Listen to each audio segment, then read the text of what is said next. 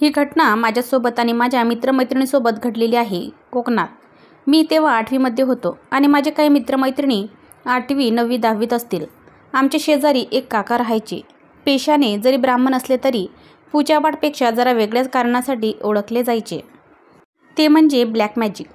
पण कुणाचं धाडसही होत नव्हतं आणि कोणी वाटेला पण जात नसत त्यांच्या कधी. आम्ही फक्त आजीकडून ऐकायचो, पण नक्की काय ते कोणालाच माहीत नव्हतं. फक्त काहीतरी विचित्र आणि भयानक आहे एवढेच माहीत होतं. काकांची पर्सनॅलिटी तशी गूढ होती. कोणाशीही क्वचितच बोलत असत. गावाबाहेर त्यांची शेती आणि जुन्या पद्धतीची टिपिकल अशी दगडाची विहीर होती. त्याला भरव असे म्हणतात. संध्याकाळी 6 नंतर तिथे कोणीच फिरकत नसे. लोक म्हणायचे तिथे एका अदृश्य शक्तीचे वास्तव्य आहे आणि बऱ्याच लोकांना त्याचा प्रत्ययही आला होता. पण आम्हाला हे सगळं भंकस वाटत होतं. परंतु प्रत्येक अमावस्या आणि पौर्णिमेला काका मात्र न चुकता त्या शेतामध्ये आणि विहिरीकडे जायचे. त्यामुळे आम्हाला उत्सुकता होती, नक्की हा माणूस काय आहे. आतापर्यंत जे धाडस कोणी केलेले नव्हते ते आम्ही करणार होतो. ते म्हणतात ना, अज्ञानात सुख असते, ते या घटनेतून समजले. तेव्हा उन्हाळ्याच्या सुट्टी चालू होत्या. ती रात्र अमावस्येची होती. रात्रीचे 10:30 झाले होते. अशाच गप्पा रंगल्या होत्या. त्यावेळी किरणदादा आमच्यामध्ये सगळ्यात मोठा, म्हणून तोच आमचा लीडर. तो अचानक बोलला, आज काकांवर नजर ठेवायची आणि त्यांना फॉलो करायची. बाकीच्यांची लय टरकली, पण मी जाम उत्साहित झाले होते. तशा पण सुट्ट्या चालू असल्यामुळे आम्ही गच्चीवर झोपत असू. त्यामुळे कधीही जा, काही अडचण नव्हती कोणालाच. गप्पा मारता मारता 12 वाजले. तसे आम्ही सगळे सावध झालो. काका अजून तरी बाहेर पडले नव्हते. पण 10-15 मिनिटमध्ये काका बाहेर पडले, एक मोठी पांढरी पिशवी घेऊन. किरणदादा, मी आणि 5 मित्रमैत्रिणी मिळून त्यांना फॉलो करत होतो. जसं जसं शेत जवळ येऊ लागले तशी एक मनात हुरहुर आणि भीती सगळ्यांनाच वाटायला लागली.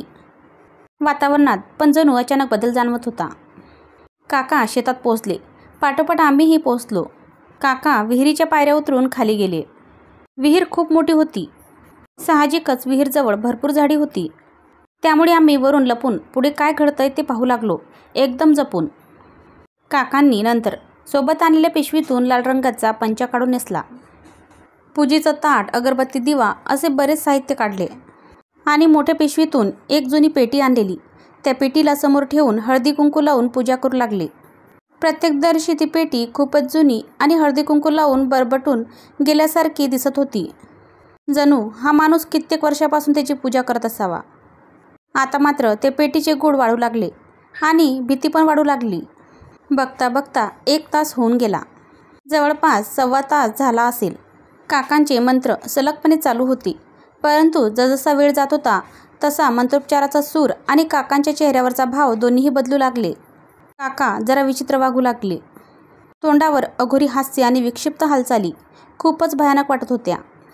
हळूहळू घटनेचे गांभीर्य न इथे आल्याचा पश्चाताप जाणू लागला. आम्ही काय करतोय तेच आम्हाला कळत नव्हते. ना आम्हाला तिथून हलता येत होतं, ना तोंडातून शब्द फुटत होता. जसा काही कोणीतरी जबरदस्तीने थांबून ठेवलंय तसंच काहीसा झाला होता.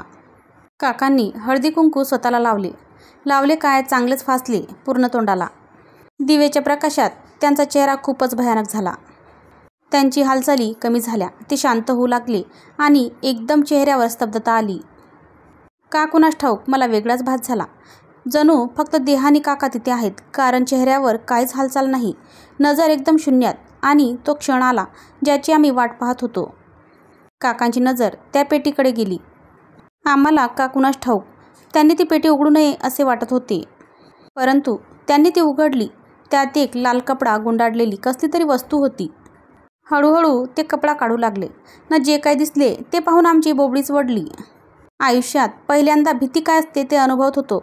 त्यांनी कपड्याखाली एवढे वर्ष काय ठेवले, न कशाची पूजा करत होते ते बघून आमचे डोळेच पांढरे झाले. ते एका बाईचे शरीर होते, एकदम ताजे, जणू ती तासाभरापूर्वीच मेली असावी. काकांनी ते डोकं पुढे ठेवलं न त्याची पूजा करू लागले. तो चेहरा जरा ओळखीचा वाटत होता. तेवढ्यात किरणदादा ओरडला, शिल्पा काकू. बापरे, आता सगळे कळून चुकलेलं. सगळी ताकद एकवटून आम्ही सुसाट पळालो.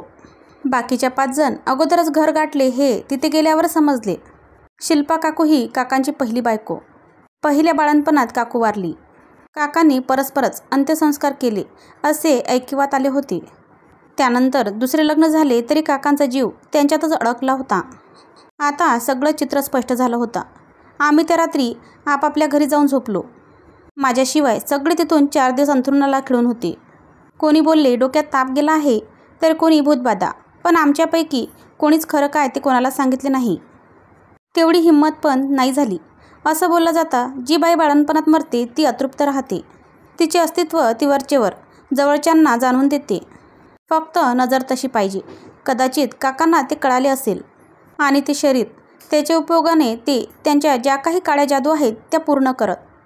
तो आत्मा त्या पूर्ण करायला मदत करतो. यातलं किती खरं किती खोटं माहीत नाही. ती जादू खरी की खोटी ते काकांनाच माहीत. पण त्या दिवसापासून आम्ही मात्र काकांपासून जरा जपूनच राहू लागलो. त्या घटनेला 12 वर्ष झाली तरी सगळं कसं लख्ख आठवते आहे. आजही तो काकूंचा चेहरा माझ्या डोळ्यापुढून जात नाही. किती जिवंत होतं ते शरीर. जणू काही कुठल्याही क्षणी डोळे उघडून बोलायला सुरुवात करेल. कदाचित बोलेलंही असेल, पण ते पाहण्याची हिंमत आणि इच्छा माझ्यात नव्हती. शाळा सुरू झालेल्या म्हणून गावाबाहेर आलो, म्हणजे पुण्याला. पुलाखालून बरंच पाणी गेलं. काळाबरोबर या कटू आठवणीही स्मृतीतून गेल्या आणि भीती गांभीर्य थोडे कमी झाले.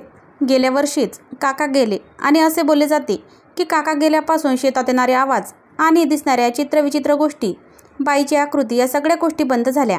आणि त्याचबरोबर बंद झाले पुन्हा शेत पिकणं आणि विहिरीमधलं पाणी. आज तागायत. आज तिथे सर्व भकास आहे. कदाचित काकांसाठी काकूचे अस्तित्व होता की काकूंच्या अस्तित्वासाठी काकांची धडपड. त्या अनामिक शक्तीलाच माहिती. आता घरी गेल्यावर आवर्जून काकांच्या घरी जातो. आज काकूंच्या फोटोबरोबर काकांचाही फोटो लागलाय. मित्रमैत्रिणींनो, कथा कशी वाटली ते नक्की सांगा आणि चॅनलला लाईक करा, शेअर करा आणि सबस्क्राईब करा.